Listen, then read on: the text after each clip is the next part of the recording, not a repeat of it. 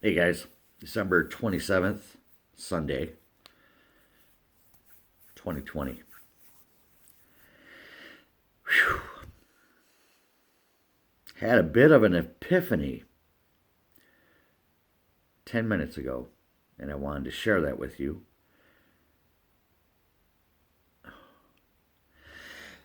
I've been finding an awful lot of fault with so many.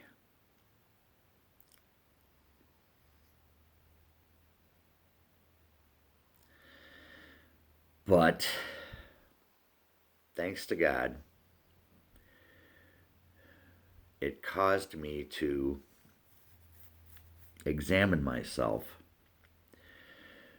And while it's easy to find fault in others, our pride gets in the way at times. Even if we think we're not prideful, we still are. We're still sinners, actively sinning. The fault is in me. I'm at fault. Yes, yeah. There's fault in others, but this caused me to examine myself. Yeah, fault's with me. It could possibly and very well explain the reasons behind all the anxiety that I've been battling with these last 2 months.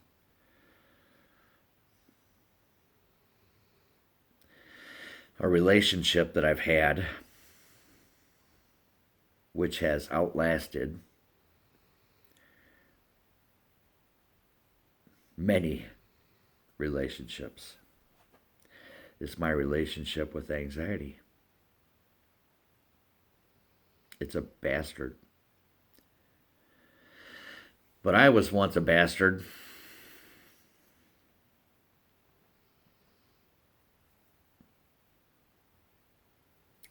Until my eyes were opened, not by myself, but by the good Lord Himself. And at first, you know,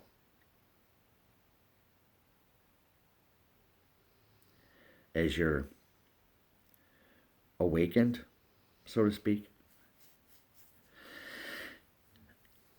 and shown your sin and given that repentant heart,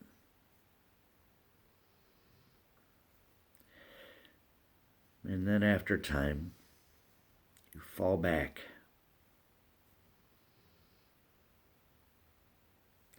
But the beautiful part about it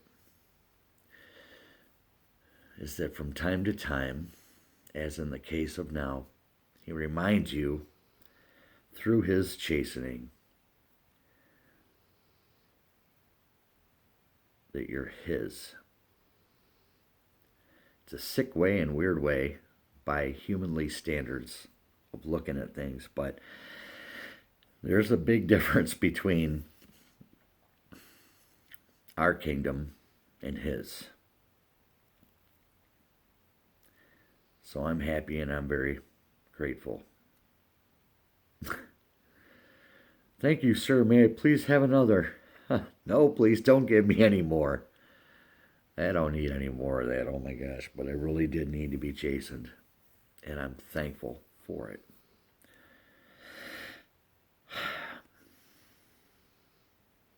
It still is hard, though, man, to have that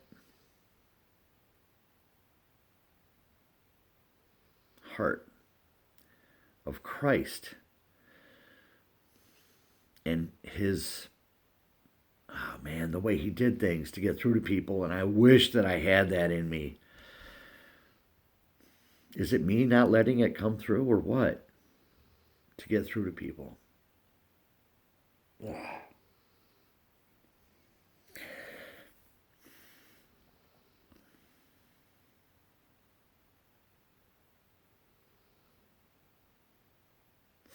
But you know, Christ did things at his own risk. He did everything at his own risk, man. Who am I kidding?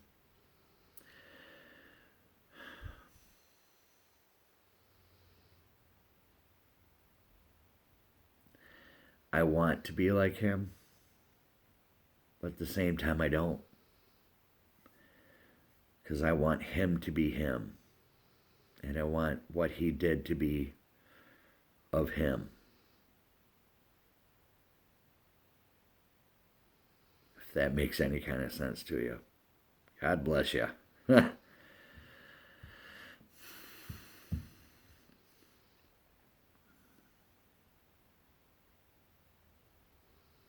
I accept my stripes, and I'm grateful for them because it lets me know that I'm his. Every once in a while, you get that. He hands you a big place of whoop ass, and you got to eat the whole dish, man. Suck it up, and love it. That's how he gets through to us, man. And it ain't a fun thing. But you know, when your parents used to whoop your ass,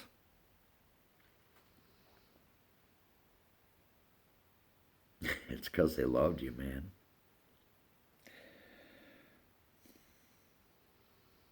I used to butt heads with my mom. Man, all we did was fight like cats and dogs. My whole life, man, my whole life we fought like cats and dogs. We disagreed on absolutely everything.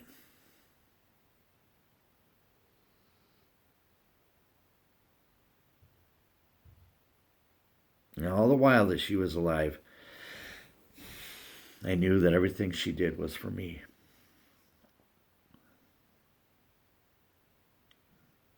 I didn't accept it. Now that she's gone, I have all those things that she did for me.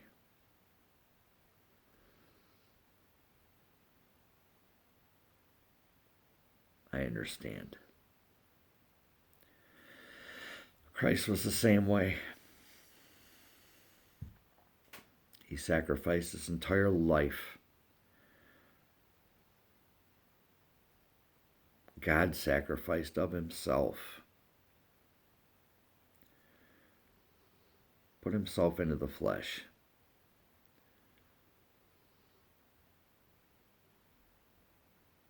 For our own sake. Here we are, thousands of years later, still trying to get it. And the rest of us denying it.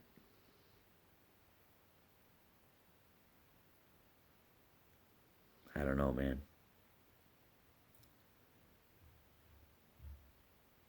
But I'm grateful to him for everything he's done for me and for you. For those of us that accept and believe on him, and for those of us who will come to the knowledge of the truth. We need to count on him for all of it, not of ourselves. It's not on us. It's on us counting on him. The faith comes. Our free will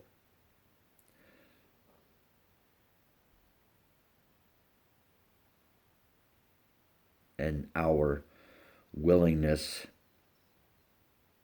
to call out to him.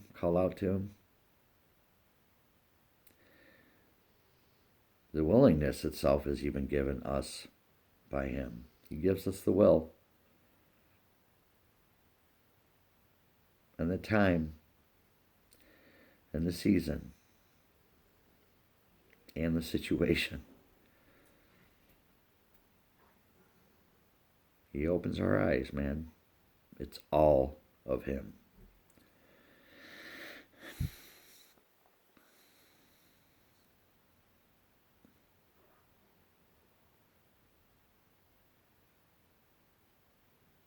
So if you haven't taken the time to examine yourselves, I'd like to encourage you to take a moment today, or whatever day it is that you're watching this, or whatever year it is that you're watching this.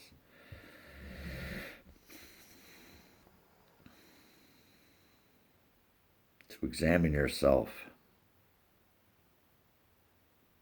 Not just to see that if you're in the faith or not, but to examine yourself.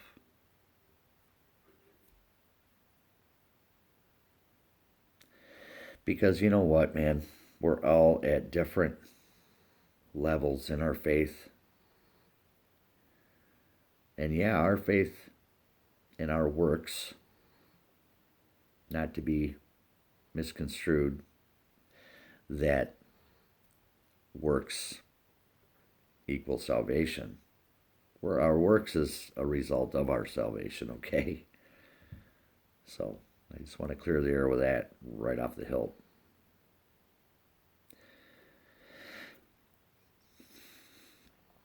We're all at different levels, man. We really are.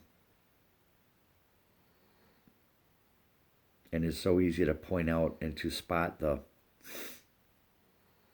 wrong in others and their faults.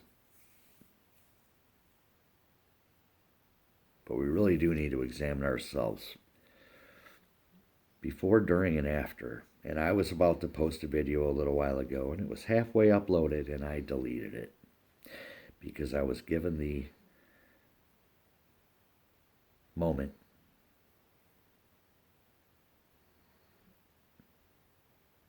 we all have our faults, man.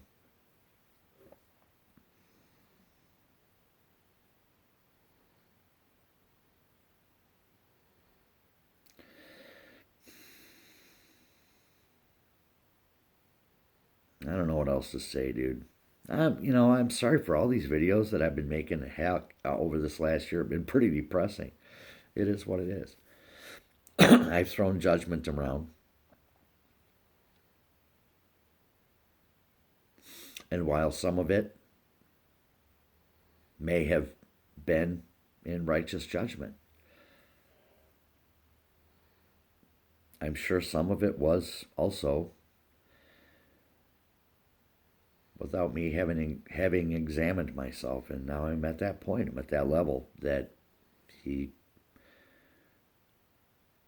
hasn't showed me my sin, but he caused me to examine myself, thereby showing myself my sin. So yeah, it was of him to let me know, hey man, check yourself. Before you go any further, check yourself.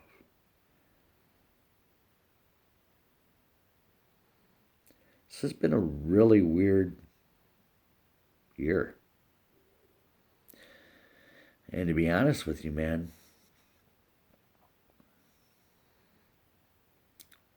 it's for me, myself personally, since 2012, it's been a really weird life. Whole life has changed. My whole outlook on everything has changed. Everything's changed since I was saved. Or should I say, since God called me to himself, letting me know that I was his, which in and of itself is an honor beyond all explanation. So many of you out there still that are God's people that don't even realize it yet.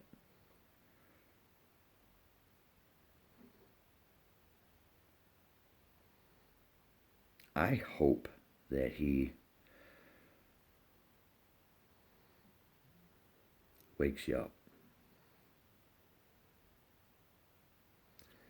I hope that he exposes the truth to you, or at the least gives you a desire to know the truth and to seek it out for yourselves.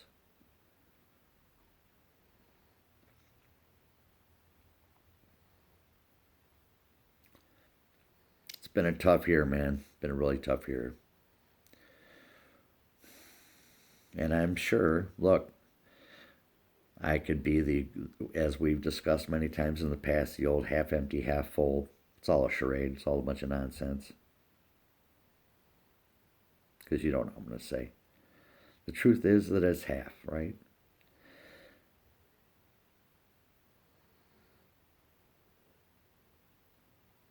My opinion is that next year is going to be worse. All signs are pointing toward it, and I've been doing my best to prepare for it.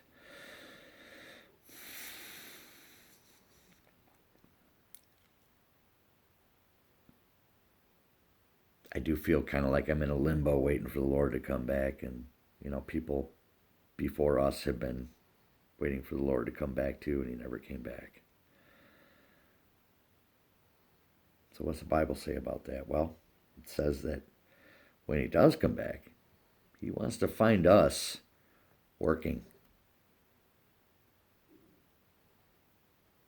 not just sitting around on our hands waiting. He wants to find us working. Working in terms of sharing with others the truth about him.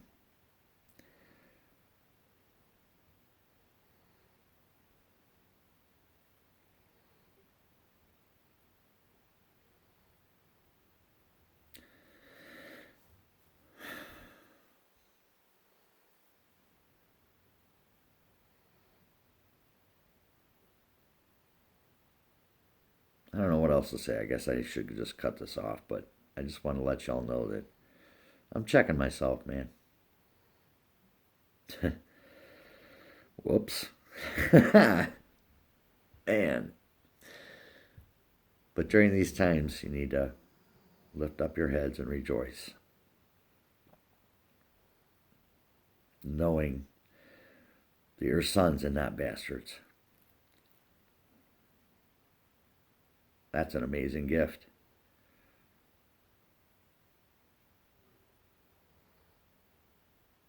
Everything of the Lord is an amazing gift. Even if it hurts, it's for our own good. The same as our parents did to us, God does better. Everything he does is better. All right. I think that's a good place to end it. Y'all have a great day. Give thanks to God. Good, bad, and ugly. It's all for you, man. Everything you done. Everything you done. It's all for you. It's not about him. He did it for you so that you would glorify him. See how that works? Pretty smart dude. Maybe talk to him once in a while. Tell him you love him. He gave of himself so that we would come to know him and come to love him. He created us so that he would be loved. Right?